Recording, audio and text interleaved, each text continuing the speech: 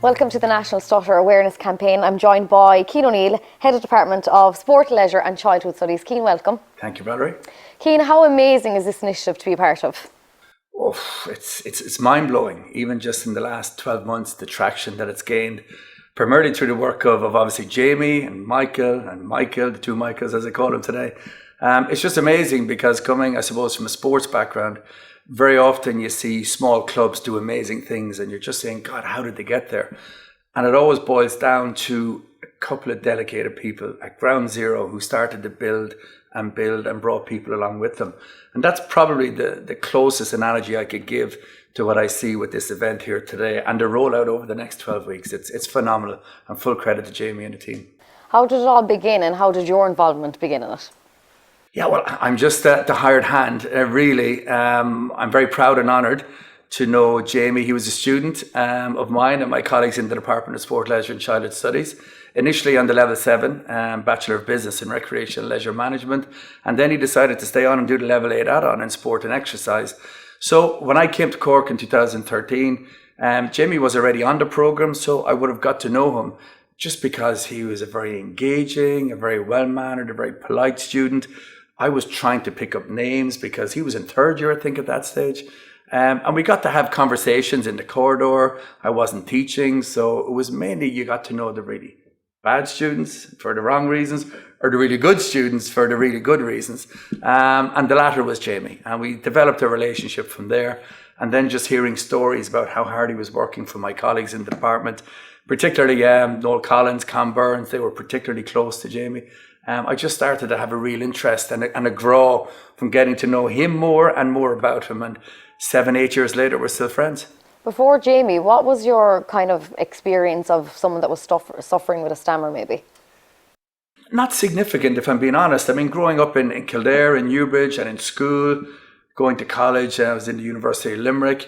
You know, I would have come across people who suffer from stuttering, but never anyone in my close circle.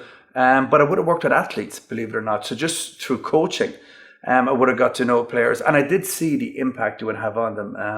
And it's only upon reflection, meeting Jamie and meeting the Michaels, you know, it made me think back of, God, what experiences have I actually been exposed to? And as I said, not in my personal life, but on the coaching field, I remember having conversations with some of these young men. It was always young men that I would have coached that I recall. And the one thing they said to me was, in the match during performance, and I'm not sure if I have actually shared this with Jamie, but during performance, it was something that never even crossed their mind because they were in the flow of the game. So they might have been aware of it and conscious of it in the team talk, in the warm-up, or maybe after the match, in the evaluation of the match or in a team meeting.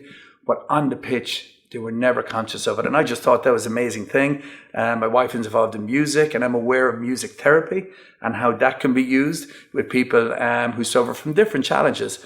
And when they're singing or when they're playing, those challenges almost temporarily disappear. And that kind of brought my mind back to the experiences I had with athletes in particular who suffered from stuttering. As a sports coach, what advice could you give to maybe other sports coaches that could maybe have a child of similar situation that maybe has a stutter? Because the education sometimes just isn't there. Yeah, absolutely. And I suppose in the department where Jamie was as a student, my own department, we're very lucky because we have sports and leisure-based programs and we have education-based programs, as you know. So a lot of us are actually teacher trained. And I think the education that we would have got coming up through our own third level experiences, it helped us a lot in terms of our communication skills. Very importantly, our listening skills. People often think of communication as one directional. It's if you're speaking, you're talking, you're shouting, whatever. But there's great listening skills within the department. And also that empathetic side, you know, so trying to get a sense of where our students are at any one time. I think that skill set extends to coaching as well. And I think it's important that you're not coaching a player, you know, a sport, you're coaching the person. The sport just happens to be the vehicle that you're coaching. And similarly with a team, you're coaching 30 people or 20 people. You're not coaching basketball, you're coaching people who play basketball. And I think if you have that understanding, that empathy, that patience, that level of communication in two directions, I do think that can make a difference. And probably the most important thing as a coach, I feel from my experience that probably I didn't give enough respect to it when I was younger. What I do now, having been at it for quite a while, is just having enough time for everybody. And it can be crazy in the busy world we all live in. But particularly athletes or students who you may feel need a little bit more time. What I've come to learn and realize is that a 45-second, 60-second conversation with a player could absolutely transform their mind, their attitude going into a session, or maybe after a session or a match. So I do think it comes back to communication, it comes back to listening and making sure they feel wanted, that they feel respected, and that they feel understood effectively. How important is the campaign? I mean, something like this can teach someone how to deal with someone that's a stutter, or maybe just the awareness. I've learned so much by even listening to the two Michael stories today. Absolutely. I think we're all on a journey, and our journeys are different, and they're taking us in different pathways. This is a journey that I'm really only on, if I'm being honest with myself, probably the last 6 to 12 months. Obviously, I was quite close to Jamie as a student, but that was very much focused on Jamie the person and Jamie our student, keeping an eye out for him, supporting him the same way Nolan Conn did. But my experience now over the last 6 to 12 months is almost a greater awareness, of the challenges that people face who suffer from stuttering. And I think if you're more aware of it, well, then you're in a position to act upon it and act positively at that, So I'm conscious of it even with friends, with children, aunties, uncles, and particularly in work here in MTU. Just be more aware, do we have students that maybe we don't know because we haven't given them the opportunity or the exposure to be more vocal? And I think Jamie will explain that himself. It was only really when he came into third year that he was almost given a voice, and Noel was a huge part in that in class, as was Con. That awareness started to shine through. So my key lesson is to listen more, to try and understand more, to give people more space, because especially in my role in a management position, very often there's a lot of talking coming one direction. So I've learned to listen a lot more and develop my awareness in that regard. And ironically, my wife is a psychotherapist, and I would have had very little knowledge or even interest in her area of study when she was back in college as a mature student. Over that 4 years of her study, I've opened myself in that area of mental health support, the skill of listening, and like this engagement here we're involved in, I just think I'm a better person for it, and I want to make sure I continue to support as much as I can.